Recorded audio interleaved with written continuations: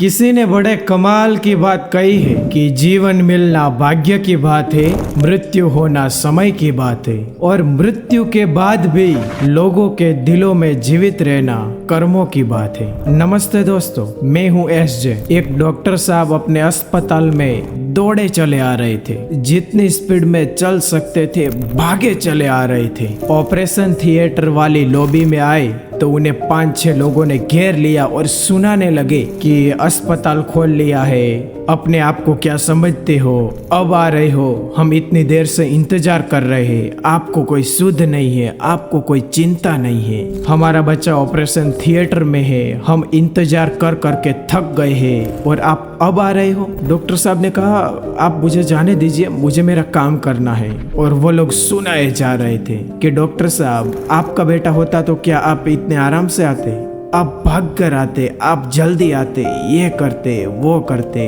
बहुत कुछ कह दिया डॉक्टर साहब को।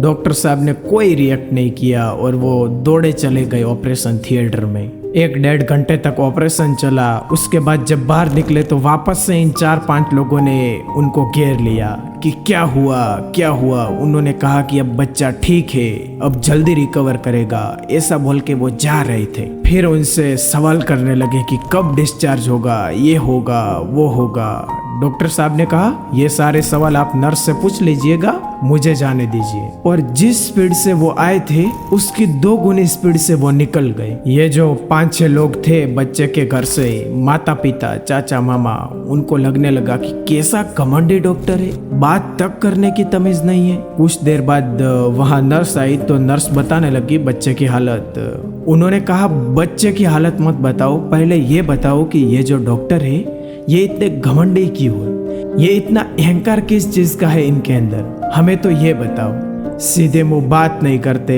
हमने जब आए थे तब पूछा था तो जवाब नहीं दे रहे थे, जा रहे थे तब जवाब नहीं दे रहे थे। बहुत सारे डॉक्टर हैं और ये तो हम मुसीबत में थे, इसीलिए आपके यहाँ आना पड़ा।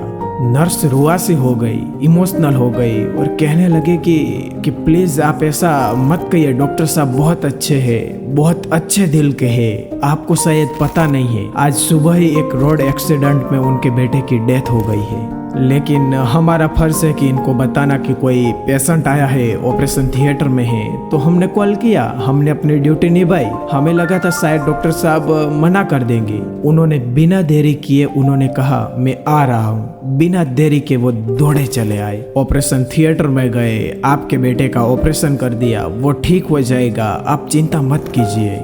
वापस डॉक्टर साहब दौड़ के गए हैं क्योंकि संध्या होने को आई है, शाम होने को आई है और डॉक्टर साहब को अपने बेटे का अंतिम संस्कार करना है। छोटी सी कहानी कि जिसका सार है कि हम बिना किसी की सिचुएशन समझे हम रिएक्ट कर देते हैं, हम परिस्थिति समझते नहीं हैं, बस अपनी बात थोप देते हैं और बाद में जब हमें सिचुएशन समझ में आती है तो हम अंदर ही अंदर गिल्ट महसूस करने लगते हैं। इसीलिए दोस्तों, जीवन में कभी भी किसी की भी सिचुएशन जाने बगैर कोई भी टीका टिप्पणी कमेंट मत कीजिएगा। जय हिंद, वंदे मातरम।